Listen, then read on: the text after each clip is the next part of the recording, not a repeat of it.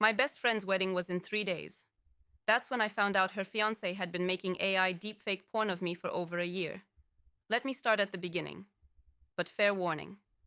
This story gets dark, and it gets personal, and by the end, you're going to understand why I haven't slept through the night in 6 months. My name is Chloe. I'm 26. I've known my best friend Jessica since we were 9 years old. We met in the fourth grade. She moved to my town from Florida. She had a lisp and braces, and she was crying at the lunch table because no one would sit with her. I sat down next to her. I shared my Oreos, and we had been inseparable ever since. We went to prom together. We were each other's roommates in college. We held each other's hair back when we drank too much. We cried on each other's shoulders after every breakup. We talked about being each other's maid of honor since we were 12 years old, sitting in her basement, watching wedding shows on TLC. So when she met Derek, I was thrilled for her. Derek was handsome. He was tall. He had this deep voice that made everyone stop talking when he walked into a room. He was a software engineer. He made good money. He seemed stable. He seemed kind. That was the mask. Jessica and Derek dated for 2 years before he proposed. I was there when he did it. A rooftop in the city. Flowers everywhere. A photographer hiding behind a pillar. It looked like a movie. Jess cried. I cried. Everyone cried. I was asked to be the maid of honor, of course. I said yes before she even finished the sentence. The wedding was planned for a June Saturday. 3 days from the day this story starts. The venue was booked. The dress was fitted. The caterer was paid. Everything was ready. And then I got a text message from a number I didn't recognize. It was a link and a single sentence. You should know what your best friend's fiancé has been doing. I almost didn't click it. I thought it was spam. I thought it was a virus. But something about the way it was written made my stomach tighten. It didn't feel like spam. It felt personal. I was at work when I clicked it. Big mistake. The link took me to a Google Drive folder. And inside that folder were screenshots. Screenshots of Discord messages, screenshots of private servers, screenshots of conversations between Derek and other men. I scrolled through the first few images. I didn't understand what I was looking at first. There was a lot of technical language, lots of mentions of models and training and generations. I'm not a tech person. I'm a kindergarten teacher. I know how to work a smartboard and check my email. That's about it. But then I saw my name. Chloe. His fiance's best friend. Chloe. The message said, got new training data for the Chloe model. Wedding pics from her Instagram. These are gonna be fire. Training data, model. Those words clicked into place in the worst possible way. I work with kids. I know enough about the internet to know what AI deepfakes are. We had a training at my school about it, about how predators use artificial intelligence to create fake images of real people, about how it's becoming an epidemic. I never thought it would happen to me. I kept scrolling, and scrolling, and scrolling. There were hundreds of messages, maybe thousands. Derek had been doing this for over a year. He had been collecting my photos. Photos from my Instagram. Photos from my Facebook. Photos Jess had sent him from girls' nights and beach trips and birthdays. Photos I never knew he had access to. And he had been using them to generate pornographic images of me. Fake images. AI-generated images. But images that looked disturbingly, terrifyingly real. There were also messages where he shared these images with other men. Dozens of other men. In private servers, in group chats. They traded them like baseball cards. They made comments about my body. About what they would do to me if they ever met me. About how Derek was so lucky to be close to me. I threw up in my classroom trash can. I locked my door. I sat on the floor behind my desk. And I called my sister. My sister, Rachel, is 3 years older than me. She's a lawyer. She's the kind of person who stays calm when everyone else is panicking. She listened to me hyperventilate for about 5 minutes. Then she said 3 words that changed everything. Don't tell Jess. I didn't understand. Of course I was going to tell Jess. Jess was my best friend. Her fiancé was a monster. She deserved to know. But Rachel explained. She said, "Right now, you have evidence. If you tell Jess first, she might confront Derek. He might delete everything. He might destroy the evidence. And then it's your word against his. You need to go to the police. You need a lawyer. And you need to do it before the wedding." The wedding was in 3 days. I didn't sleep that night. I sat on my couch, staring at the wall, trying to figure out how my life had become a nightmare. I kept going back to the folder, kept reading the messages, kept torturing myself with the details. That's when I found the worst part. There was a message where Derek was complaining about me, about how I was in the way, about how Jess spent too much time with me, about how he wished I would just disappear. And then another man in the chat suggested something. He said, "You should just share the Chloe folder with her. Let her see what you've been making. She'll be so humiliated she'll never talk to Jess again." Derek's response? "Nah, too risky, but I love the way you think." He didn't do it because it was too risky, not because it was wrong, not because it was a violation, just because he might get caught. I called the police the next morning. I went to the station. I showed them everything. The officer I spoke to was a woman. She was maybe 40. She had kind eyes and a tired face. She looked at the screenshots. She looked at me, and she said, "I am so sorry this happened to you." She told me that what Derek had done was illegal in our state. There were laws against deepfake pornography, non-consensual intimate images. They could charge him. They could arrest him. But they needed more evidence. They needed to seize his devices. They needed to do it without warning him first. She asked me when the wedding was. I told her 3 days. She said, "We can do it during the rehearsal dinner.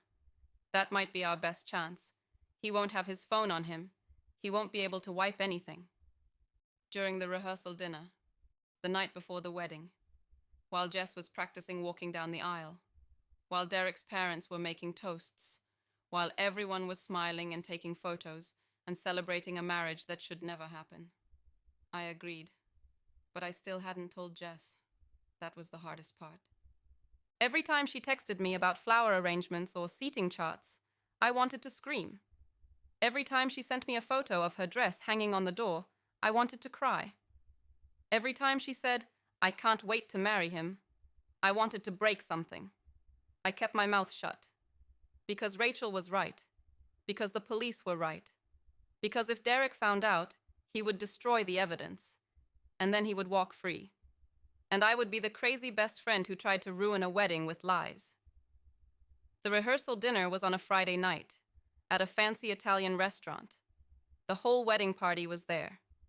Jess's parents, Derek's parents, the bridesmaids, the groomsmen.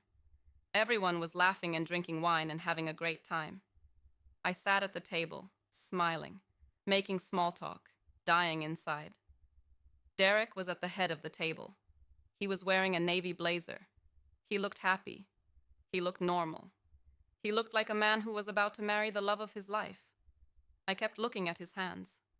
Those hands had typed the messages I read. Those hands had downloaded my photos. Those hands had generated fake images of my body without my consent. At 7:45 p.m., Derek got up to use the restroom. He left his phone on the table. I watched that phone like a hawk. I was terrified someone would pick it up. I was terrified Derek would come back and grab it. I was terrified the police would miss their window. At 7:52 p.m., 2 officers walked into the restaurant. They were in plain clothes, but I knew. They walked straight to Derek's table. One of them knelt down next to his chair. The other stood behind him. The room went silent. Derek looked confused. He said, "Can I help you?" The officer said, "Derek Thompson, we need you to come with us." Derek's face went white, then red. He said, "What is this about?" The officer said, "We can discuss that at the station." Jess stood up. She said, "What is going on? Derek, what is happening?" Derek looked at me. I will never forget the look on his face. It was pure hatred. He knew. He knew I had done something. He didn't know what. but he knew it was me. One of the officers picked up Derek's phone from the table. He bagged it. He tagged it. He did it right in front of everyone. Jess started crying. Her mom started crying. Derek's mom started yelling. The groomsmen were standing up, getting in the officers' faces, demanding answers. And I just sat there, frozen. The officers led Derek out of the restaurant. He didn't resist. He didn't say another word. He just walked. And the whole restaurant watched. After he was gone, chaos erupted. Everyone was talking at once. No one knew what was happening. Jess was hyperventilating. Someone called Derek's phone. It went straight to voicemail. Someone else called his mom. She was screaming. I got up. I walked over to Jess. I knelt down next to her chair, and I said, "Jess, I need to tell you something. And it's going to be the hardest thing I've ever said." She looked at me. Her mascara was running down her face. She said, "What did you do, Chloe?"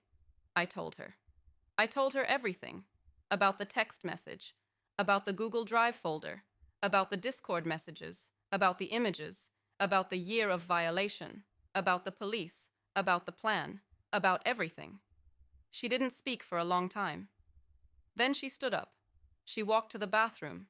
She locked the door. And she didn't come out for 45 minutes. Her mom went in after her. I don't know what they talked about. I don't know what Jess said. But when she came out, she didn't look at me. She walked past me. She got into her mom's car. And she left. I stood in the parking lot alone. The restaurant was empty now. The staff was cleaning up. They were throwing away the centerpieces, the napkins, the half-eaten breadsticks. The wedding was supposed to be in 16 hours. It didn't happen, of course. Jess called me the next morning. She didn't say hello. She didn't ask how I was. She said, "I need to see the folder." I went to her apartment. We sat on her couch.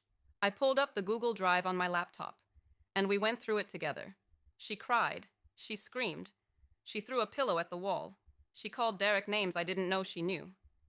And then she went quiet. She said, "How long?" I said, "Over a year."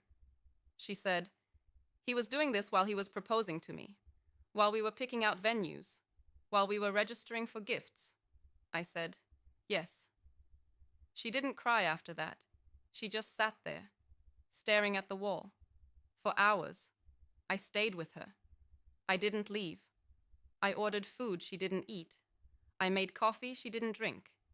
I just sat there, next to her, like I had when we were 9 years old, and she was crying at the lunch table. Derek was arrested that weekend.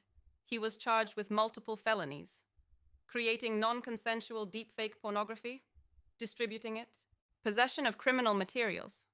The police found even more on his devices, more images, more victims, other women, friends of Jess, co-workers of Derek, random women he found on social media.